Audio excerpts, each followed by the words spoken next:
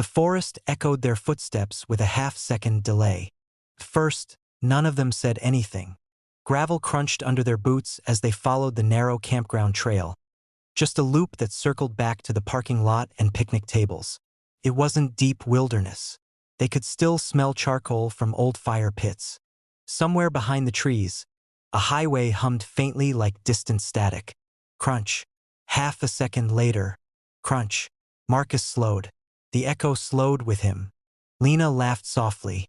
Cool acoustics. But it wasn't acoustics. The echo wasn't diffused or blurred the way sound usually is in open woods. It wasn't softened by bark and leaves. It was clean, identical, the same weight in the step, the same rhythm. Crunch, half-beat, crunch, precise mimicry. Sam stopped walking. The forest finished his step. They all froze. The second crunch came exactly where Sam's boot had pressed the gravel, though no one had moved. A breeze passed through the trees, but the branches did not rustle. The fog, thin and milky, hung between trunks at waist height, as if it were resting there. "Okay," Marcus said carefully. "That's not normal." Lena shifted her backpack straps. "It's just echo. The trail curves. Maybe it's bouncing weird." Sam stared at the ground. His boot print was fresh in the pale dirt. Beside it, another print. Same tread, same depth, half a step behind. The fog rolled slowly through the clearing, and the late afternoon light dimmed as if someone had slid a filter over the sun. "Don't," Lena said quickly when Marcus crouched down. "It's probably just another hiker." "In our exact shoes?" he asked. The forest was quiet. Too quiet. No birds. No insects. Even the highway hum had faded. They began walking again. Crunch. Half-beat. Crunch. It followed perfectly. Their rhythm. Their pace. When they quickened, it quickened. When they staggered their steps, the echo staggered too. Sam's mouth felt dry. "It's copying us." "No," Lena said, though her voice trembled. "That's not. It's just sound." Marcus turned sharply to his right. The echo turned right. Not in sound. In movement. The trees ahead shifted, not swaying, not bending, but leaning slightly in the direction he'd turned, like shoulders aligning. The fog pulled sideways, forming a faint corridor where no path existed. They stared. The forest had mirrored him. "It's not echo," Sam whispered.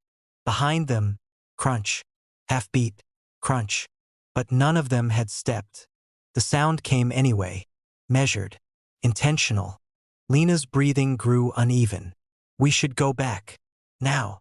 The trail behind them looked longer than it had a moment ago. The picnic tables were gone. The map sign at the entrance gone. The gravel underfoot seemed thicker, deeper, swallowing their boots with each step. Marcus swallowed hard. "We walked together. Same pace." They moved. Crunch. Half-beat. Crunch. The forest kept time. The fog thickened, wrapping around their legs like something testing their balance. The light shifted, pale and diluted, as though filtered through water. Sam deliberately dragged his foot across the gravel. Scrape. Half-beat. Scrape. But it didn't stop. The second scrape continued longer than his had. Slower, like it was finishing a thought. He lifted his foot. The sound continued another inch before stopping. All three of them stared into the fog behind them. It moved, not drifting, stepping.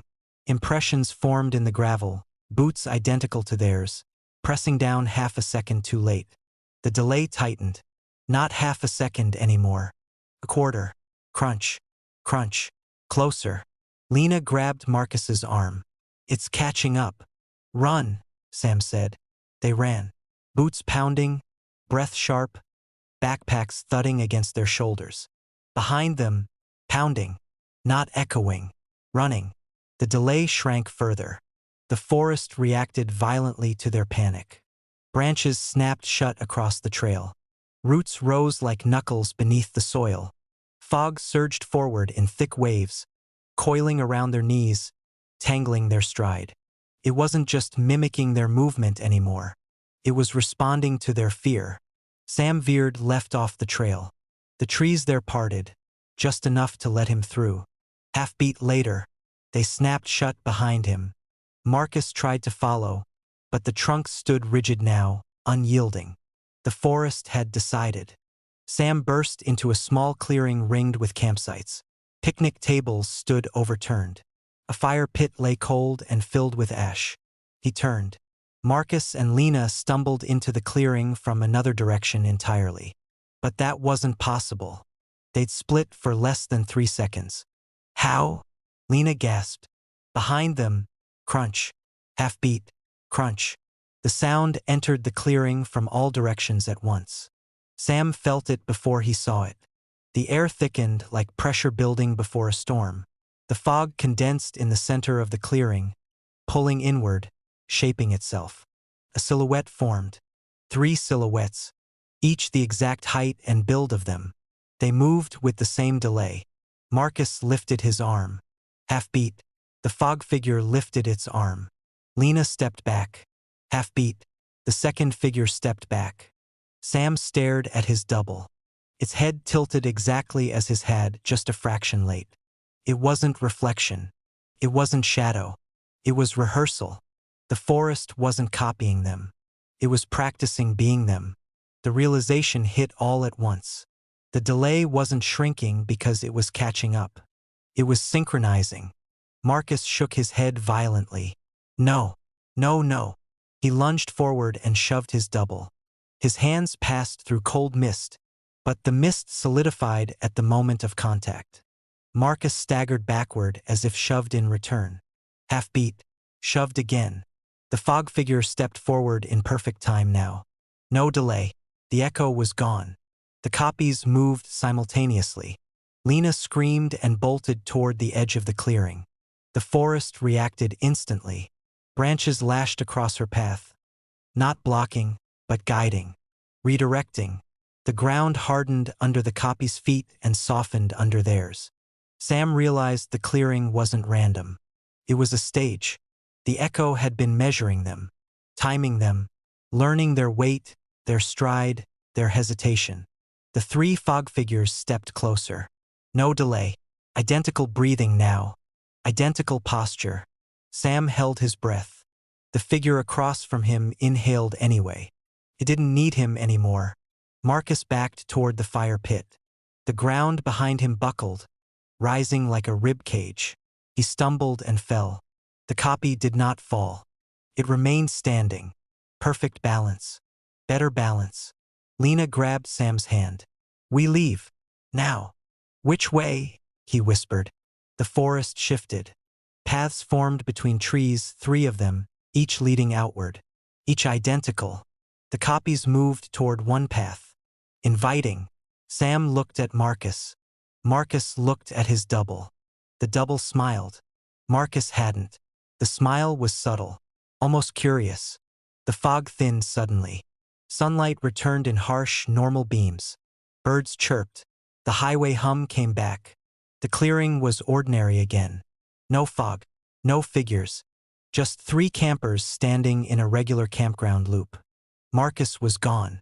Sam's heart pounded in his throat. Marcus! Lena spun slowly, scanning the trees. No answer. Only wind in leaves. Crunch. Half-beat. Crunch. They turned. It wasn't behind them. It was beside them. A single extra footprint appeared in the gravel. Half a second after Lena shifted her weight. She stared down at it. The tread was hers. Sam watched as his own echo stepped beside him. No fog figure. No silhouette. Just the feeling of someone walking perfectly in time. Matching breath. Matching intent. The delay was back. But smaller now. Almost nothing. Lena's voice was barely a whisper. It only needed one. Crunch. Crunch. The second step came nearly at the same time. Somewhere deeper in the trees, a third pair of footsteps began to echo, perfectly synchronized. Their campfire burned blue, even with normal wood. At first, they thought it was just the angle of the light. Dusk had settled gently over the campground, soft lavender sky fading behind rows of pines. Gravel pads held neat rectangles of tents. Fire rings dotted the loop like rusted halos. A family 2 sites down roasted marshmallows. Someone farther off laughed at a joke that carried clearly through the cooling air. And in the middle of their fire ring, beneath the blackened grate, their fire burned the color of a gas stove flame. Not orange. Not yellow. Blue. Ethan leaned forward in his folding chair, elbows on his knees. That's not normal. Maya tossed another split log onto the pile. It caught immediately, but instead of flaring bright, it deepened into a richer cobalt, the edges almost transparent. The wood cracked softly, but there were no sparks, no warm amber glow. The flame made no smoke. Jonah held his palm cautiously near it, expecting heat. He frowned. It's not that hot. The fire looked alive. Lively even, flickering and curling like any campfire should. But the warmth barely reached their knees. Behind them, the campground murmured with ordinary life. Zippers zipped. A cooler lid slammed shut. Gravel crunched under someone's flip-flops. Their fire made no sound at all. The logs should have popped. Sap should have hissed. Instead, the blue flames moved in complete silence, bending and twisting as if underwater. Maya swallowed. Maybe it's the wood? It's from the camp store, Ethan said. Same as everyone else. He gestured subtly toward the neighboring fire ring, where orange flames leapt and snapped, casting golden light across a minivan and picnic table. Their own campsite felt dim by comparison. The blue light didn't radiate outward. It seemed to fold inward, clinging to the logs like a second skin. A thin fog began to creep between the campsites. Not thick, just enough to soften edges and mute the glow of the other fires. Jonah shifted in his chair. Put it out. Maya shot him a look. Why? It's just weird. It's not giving off heat. So? Saves on sweating. Ethan stood slowly and stepped closer to the ring. The flame leaned toward him. Not flickered. Leaned. He stepped back. The flame straightened. They stared at it. That was wind, Maya said quickly. There's no wind, Jonah replied. The trees stood perfectly still. Even the smoke from the neighboring campfires rose in clean vertical lines. Ethan crouched beside the ring and stared into the heart of the flame. The blue light reflected in his eyes, turning them glassy. I can see something, he murmured. Maya laughed nervously. See what? He didn't answer immediately. Inside the flame, the logs no longer looked like logs. Their textures blurred, stretched. The fire seemed deeper than it should be, like looking down a tunnel lined with flickering glass. I see our tent. Maya turned sharply. Their tent stood 10 feet behind them, zipped shut, perfectly normal. It's right there, she said. No, Ethan whispered. I mean inside the fire. Jonah stepped closer despite himself. The flame shifted. The blue deepened to indigo, and for a brief moment the shape inside it sharpened. Not their tent. A memory of it. Earlier that evening, when Jonah had stood inside alone, staring at his phone, his jaw tight, his thumb hovering over a message he hadn't sent. Jonah staggered back. The flame flared brighter.